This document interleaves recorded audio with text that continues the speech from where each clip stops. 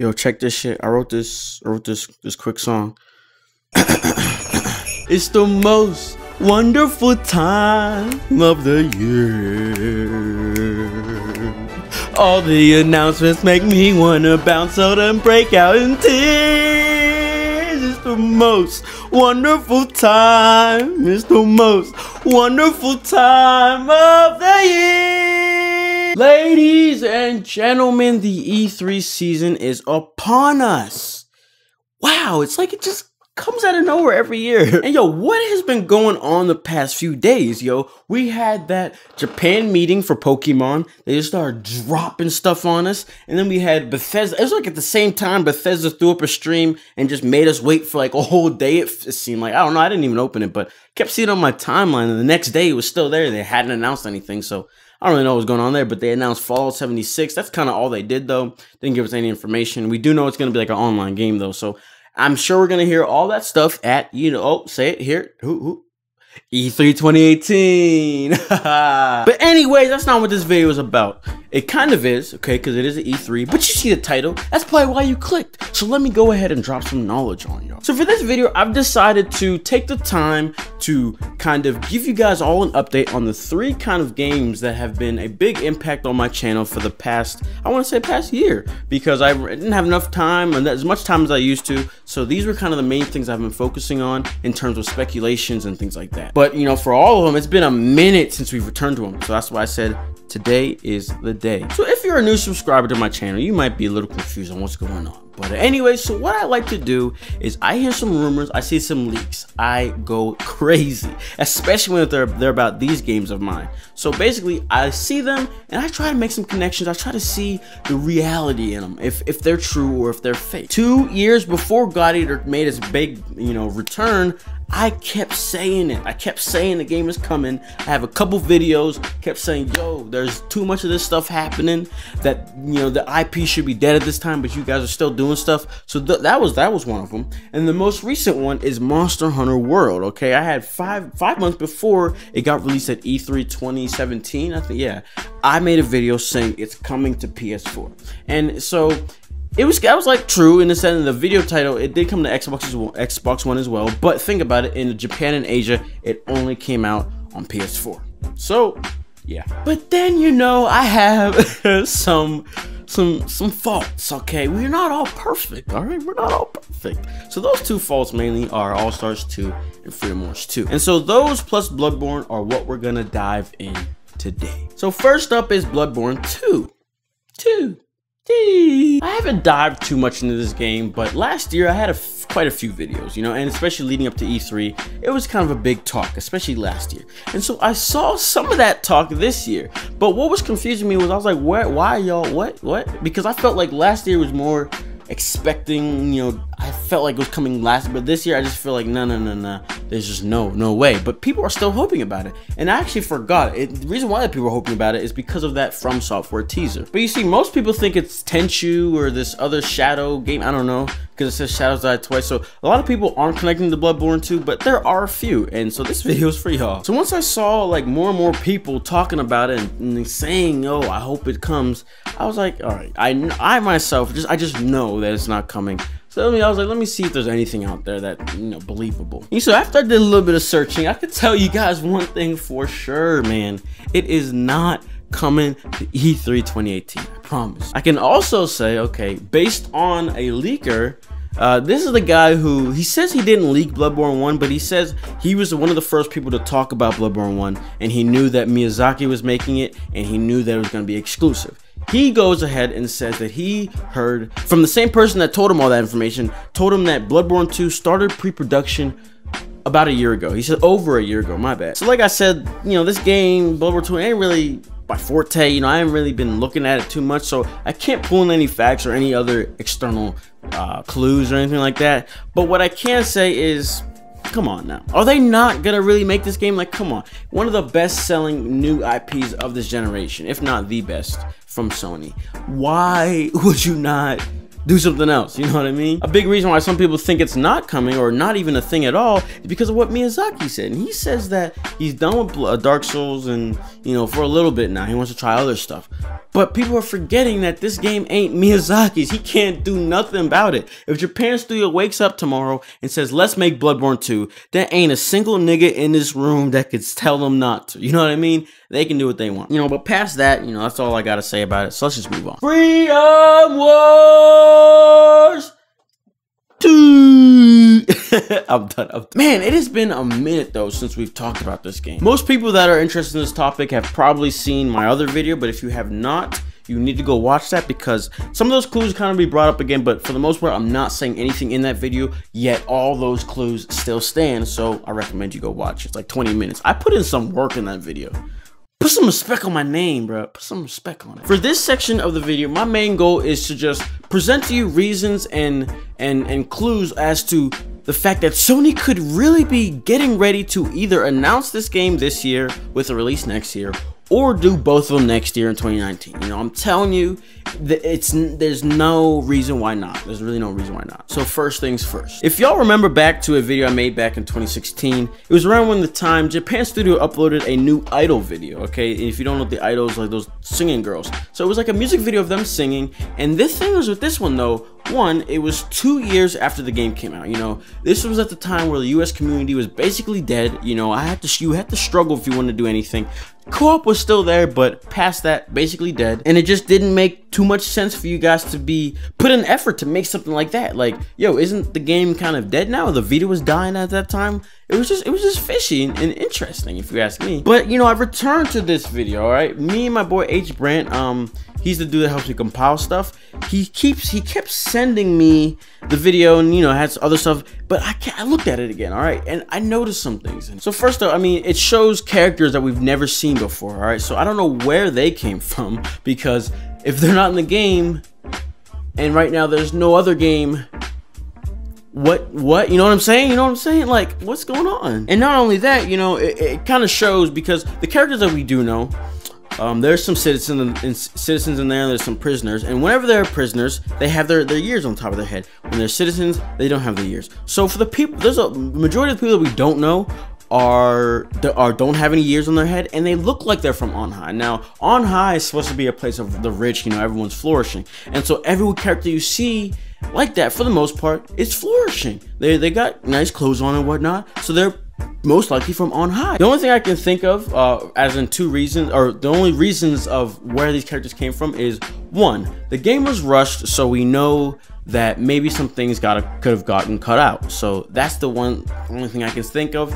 Or the other thing that could be going on is these characters have been designed, and they were, because this is 2 years after the game was done, or released, so maybe they were for the new game. All right, maybe these characters are designed and everything like that, and they're gonna be in the new game. Because for me, I think the new game is gonna be revolving around On High. You know, we're gonna get free and get out, or maybe we'll be free at the time, I don't know. And if it's on PS4, you could probably get free and then leave, you know, so whatever. So that's the two things that I'm thinking that could be going on. And lastly, on the whole characters thing, Propakun Percy Propa, his Twitter is still active. He gets like 1 or 2 tweets a day about let's contribute. Like, it's a bot, it's probably doesn't cost money, but if the game's just, you know, whatever, you shut it off, you know, stop having them tweets. You gonna tweet forever, like forever, and the game's never gonna be, and there's never gonna be another game? No, there has to be a reason. There doesn't have to be, but I think there is. So the next thing I want to bring up is Monster Hunter World. Now you might be like, what are you talking about? Well, Monster Hunter World is a PS4 exclusive in Japan. All right, that's very, very big, because it's doing well. I think it's sold 5 mil now in the US. That's the best-selling Monster Hunter in the world. And in Japan and Asia, where it's originated from, it's the only place to play it is on PS4. Basically, what I'm trying to say is Sony thinks of it as, in a sense, their own game, okay? They're treating it as if their own game. It was a big deal at E3 2017. So here's the theory me and Brant came up with. Since it's such a big deal, and Freedom Wars is basically the same type of game, but it's the true first-party version of a Monster Hunter, why would you you know, release these two games in the same year at all, or really by each other. You know, this got released at the beginning of this year, so, and then now it's some time after, you know, now people aren't as crazy about it. You don't see as much talk about it. So now is the right time to introduce your own version that could potentially be better, because they don't gotta stick to any formula. They're doing whatever the heck they want, and what they did the first time was very successful. Now it's on to the good stuff, boys and girls. It's on to the good stuff. So we're gonna talk about Freedom Wars' true success, because once you understand the full extent of its success as a Sony IP, it really opens your mind and is like, wow, they have to be doing something else with this game. They have to. So bear with me. I'm about to look at my notes because it's a lot. But what I will say is all these sales are for Japan. None of this is the US. And in a sense, that's the only place that this really matters, because in Japan, especially Japan, Freedom Wars is like a godsend. I'm telling you, it's a godsend. If you watch my other video, you'll hear more about why it's such a godsend. But anyways, let's go ahead and look at the fact sheet. The facts, bro, facts. Gravity Rush, a highly anticipated title, opened at 43,000 in Japan. Okay?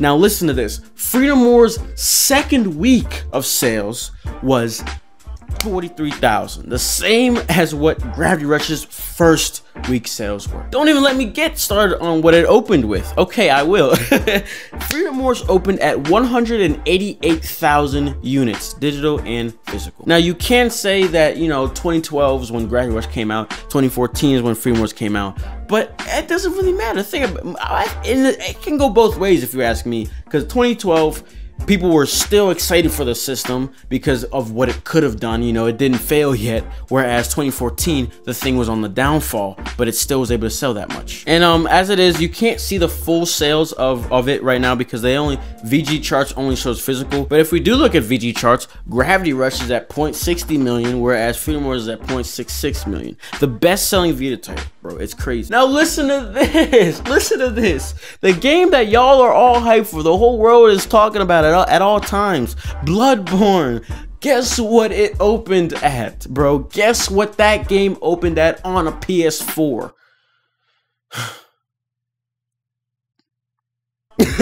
155,000. What was Freedom Wars? Oh yeah, 188,000. And you're gonna tell me they're not gonna do something with this damn title? Same with Bloodborne. Come on now, bro. Come on now. And believe it or not, man, Gravity Rush 2 in Japan opened at 170,000. Even better than Bloodborne. Better than everything else. But not better than Freedom Wars. This game is just a gold mine waiting to be mined, I guess. So, I mean, all of this goes on top of my other video. So at that, you know, I'm just gonna leave it at that. All right, we're gonna leave it at that. Let me know what y'all think in the comments. Last but not least, this is the most tragic one, because this shit don't make no sense to me. For this one, for Freedom Wars, we don't have like any real leads, you know, any real leakers or anything like that. Whereas this one, we have multiple, and we still ain't heard a single peep or nothing. So I don't even know, bro. I don't even know. But you know, at the end of last year, PlayStation Experience, I was thinking, a lot of us were thinking, maybe it's gonna get shown. It didn't. It broke our hearts. But the thing is with that, after that fact, you know, in my video, I have a video about the PSX thing. We had seen a new kind of leaker. He wasn't really a leaker, but he had some information and insight to tell us, basically. If you want to know that whole situation, I recommend you go watch that video, because it's a lot, 15 minutes, a lot of good stuff in it though. But the main point in that video was that he said he saw a demo, a very simplistic, of only like 2 characters, a demo of the game back in April 2016. He said shortly after Ratchet & Clank's release. So that's the only that's the last new piece of information that I have. Other than that, man, I don't got no other good news. In fact, I kind of have bad news. So, as it is, my stance right now is just conflicted. I don't know what to believe. I'm just out of ideas. I'm out of energy to be dealing with it, you know. But there's just one driving factor that's gonna decide everything. It's gonna decide everything. I don't know if y'all peeped the podcast we had a couple of weeks ago, and or my most recent video before this one. But in those videos, there was things about the E3 leak, and in those was a Smash Brothers leak that was should be happening at E3. So that's where this whole thing relies on, I'm telling you. And so he had a lot of other leaks in there, and they're for the most part, they're lining up to be real. Okay, they're lining up to be real. He says that Spyro and Crash are going to be introduced into Smash Brothers. So this is where I say the deciding factor lies. Now, I don't know if it's a taboo, if it's not allowed or anything like that. If you can't have two of the same characters in two different games like this, you know, because this has never happened. All-Stars had no characters from Smash, you know, it's fine. So this is a topic that I don't think anyone can answer. But I'm gonna assume you can't do that. I'm assuming that Activision isn't gonna let. Why would they? I don't know. I'm just assuming that no, the two characters can't be in two of these games. That's what I'm saying. And we already know that these two characters are up for grabs, yo, because they both. The Crash trilogy is coming to the Switch, and Spyro's trilogy is rumored to be coming to the Switch as well. Both of them are already coming to PS4, obviously. So these two characters, they are up there. Activision is finally ready to let these dudes produce money for them because they own them. You know what I mean? So my stance is, if they do come and Smash, I don't think All-Stars is gonna be a thing, because I don't think Sony is gonna release another All-Stars without their two main most nostalgic characters. There's just no reason to, okay? I honestly don't even want the game if you guys don't have it. I do want a lot of other characters like Nier or like 2B, who what's her name, Aloy. Come on, that would be awesome. But I don't want it still. I don't want it still, because y'all are tripping. You get the whole thing to be remastered and you still don't get them in? No, just don't even do it. So that's where I stand. If they do come to Smash 5, I don't think All-Stars is a thing. Okay, so you know, with all that being said, I still am just at it. It's just I don't know. I don't know what to believe. I don't know what to hope. I don't want to hope. At this point, I haven't been hoping. You know, it's one of those things where we'll just wait and see. So that's all I gotta say. Hope you guys enjoyed this video. Be sure to leave a like if you did. It's crazy. So I don't know if from a stream E3, my Wi-Fi never works, so I might just record myself watching it so I can have a reaction, because I've never had a reaction in case anything crazy happens. But other than that, that's all I gotta say. Be sure to leave a comment on what your thoughts are on all these games and whatnot. But yeah, other than that, I will see you all in the next video. Peace. Alright, we got this. Back in this bitch while I rap for my clique. I'm a super fly nigga, never bad, never pissed. Going faster than Lumber. If you see me take a pic, I'm a thrash on a nigga. Let me know when I'm a hit. All my veins is gold. I'm a stranger, no. When I'm chilling outside while you 9 to 5. Don't be asking for no cash, cause I'd rather die.